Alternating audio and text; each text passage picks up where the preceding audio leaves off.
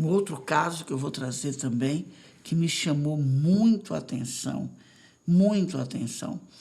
é uma história de um casal, não é? Eles estavam juntos no planeta Terra e se gostavam. Eles trazem assim, a gente se gostava, a gente tinha um afeto muito grande pelo outro, porém, ele fazia assim, ela não gostava de minha família. Todos os defeitos que minha família tinha, ela multiplicava aquilo por 10. Minha mãe não prestava, meu pai não prestava, meus irmãos não prestavam. Como é que eu me relacionava com aquelas pessoas, que aquelas pessoas não prestavam, ela não queria de forma, ela não gostava de minha família. E a família dela também tinha defeitos, não é? Eu tinha um irmão que andou fazendo umas bobagens quando jovem, ele não disse o que era, eu também não perguntei. Coisa de jovem, andou fazendo umas coisas quando jovem, e com o passar do tempo da idade, ele até se recuperou, não é? Passou a ser uma pessoa honesta, foi trabalhar, construiu família, seguiu a vida dele. Ela nunca perdoou esse irmão meu. E na família dela, tinha um irmão dela que era ladrão, que roubou inclusive a própria família. Mas ela não deixava de se relacionar com o irmão dela. Isso ele me falando, ela não deixava, não é? E eu fui indo ali pela cabeça dela, comecei a ver mesmo os defeitos da minha família, isso começou a me influenciar, e eu acabei ficando inimigo de toda a minha família. Eu acabei, né, achava a minha família toda cheia de defeito. E comecei a me tocar quando eu via que ela achava a minha família muito ruim, que eu não podia me unir com meus irmãos, porque meus irmãos, principalmente esse irmão, sobretudo esse irmão, que fez umas bobagens, mas muito menos do que o irmão dela fazia. O irmão dela roubou a própria família. Aí teve aquela zanga, aquela briga, mas depois voltou todo mundo no Natal, e ali eu comecei. A gente já tinha 2 filhos, e ali eu comecei a não querer mais ficar com ela. Meu amor por ela foi começando a diminuir. E eu não tive coragem de me separar para poder não separar os bens. Não é? A gente casou em comunhão de bem, então tudo que era meu era dela. Eu disse, se eu me separar dela e vamos botar isso aqui na metade, ela vai acabar casando com outro e vai pegar isso e vai levar para outro casamento, ou vai levar para a família dela. Eu tomei bronca também da família dela, os dois conversando comigo. E eu tomei uma bronca da família dela, e eu não queria deixar nada para a família dela. E não fiz o que deveríamos ter feito. Nós não nos separamos, fomos tocando aquele casamento ali, mas um casamento total de aparência. Se não tinha ninguém, eu entrava em casa, nem falava com ela, passei a dormir no quarto do meu filho. Ela também não quis separar pelo mesmo motivo dos bens, não dividir os bens, porque eu ia casar de novo, né? E ali, meu problema começou antes de eu desencarnar. Começou antes de eu desencarnar. E ali passou, meus filhos estavam aí na faixa de 15, 16 anos. Eu tive um derrame, ainda fiquei 1 ano, o médico tentando me recuperar, mas eu tive outro derrame e acabei desencarnando, não é? E aí foi que eu virei uma coisa muito séria mesmo. Eu caí numa escuridão profunda, porque todos os meus planos eram, meus filhos já vai fazer 18 anos, não é? Eu vou passar, já vou entregar os bens a eles, vamos... E ela já estava concordando também de passar algumas coisas para os nossos filhos. E eu desencarnei. E aí eu fiquei naquilo muito sério, e ver, né, que os bens todos estavam ficando com ela, isso foi começando a me dar uma coisa muito ruim. Muito ruim. Eu tinha uma empresa, ela já pegou, botou esse irmão que roubou a família toda dentro da empresa para ser sócio dela, que ela não sabia conduzir aquilo, não é? E botou esse irmão, nossa, eu me enfiei dentro da empresa, eu ficava atrás do irmão dela, atrás dela, e o irmão fez o que ele era mesmo, ele foi devagarzinho botando a empresa, tomou a empresa. Quando ela viu, a empresa não era nem dela, nem dos filhos dela mais, dos nossos filhos.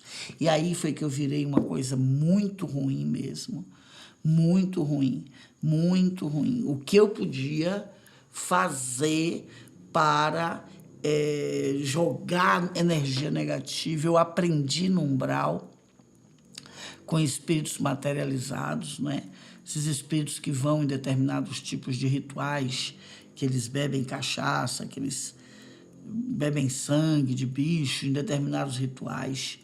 Eu aprendi com eles, comecei a ir para esses lugares para conseguir, porque eu via o que eles conseguiam fazer, né? Eles participavam desses rituais bem pesados e eles conseguiam interferir na matéria de outras pessoas, interferir adoecendo, interferir empurrando, interferir prejudicando de alguma forma. E eu queria aprender isso, então eu fui para poder aprender. Só que esses espíritos já estavam nisso há 40 anos, 50 anos, e eu estava começando agora, então eu nunca consegui mesmo interferir como eles. Mas eu fiquei num nível de ódio muito grande, muito grande. Eu já não me reconhecia. Eu era cego de ódio com ela. E aí ela passa a falar comigo. Quando ele...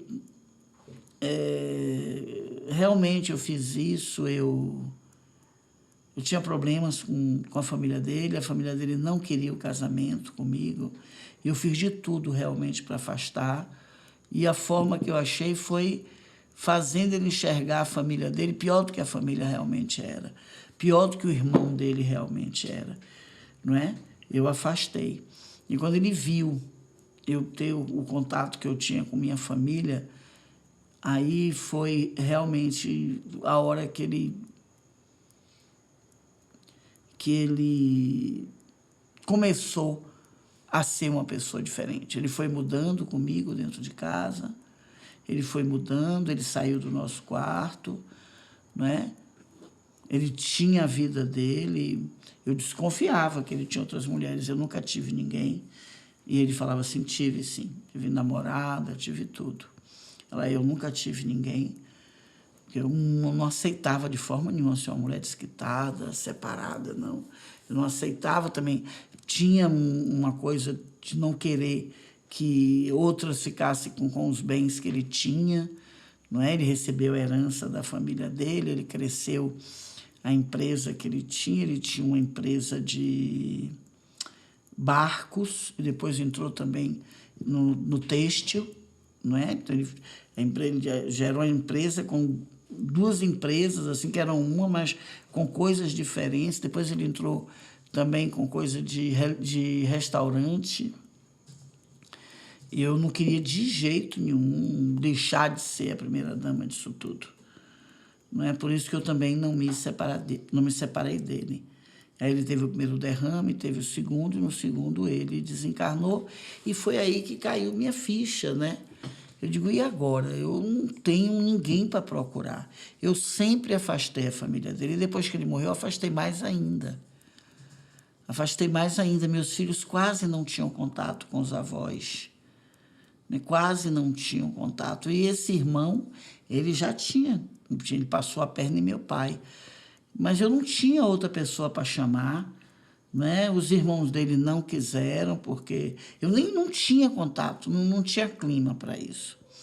E eu acabei, assim como meu pai, que foi vítima desse meu irmão, eu acabei também sendo vitimada por esse irmão.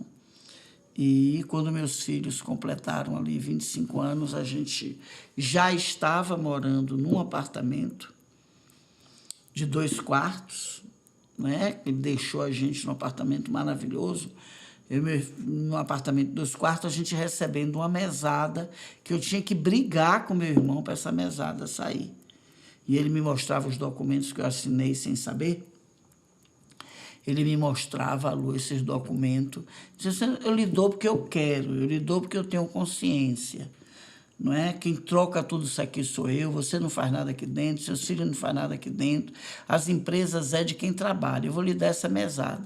Ele deu a mesada e eu, entendeu? Procurei um advogado, o advogado disse, olha, não tem muito o que fazer aqui, né? A senhora pode entrar na justiça. E ele dizia, se você entrar na justiça, eu deposito em juízo. Aí eu achei por bem melhor, né, e levando ali para ver se meus filhos se formavam, que conseguiu isso, meus filhos se formarem. E um dia meus filhos viraram para mim e me disseram, olha mãe, eu vou falar uma coisa para você, eu não quero nada disso. Eu não quero, porque foi por causa de tudo isso aí que você e meu pai deixaram de gostar um do outro, nossa casa virou uma coisa horrível, com você e ele quase sem se falar dentro de casa. Quando chegava gente de fora, vocês ficavam num riso falso, que até as pessoas percebiam, não é?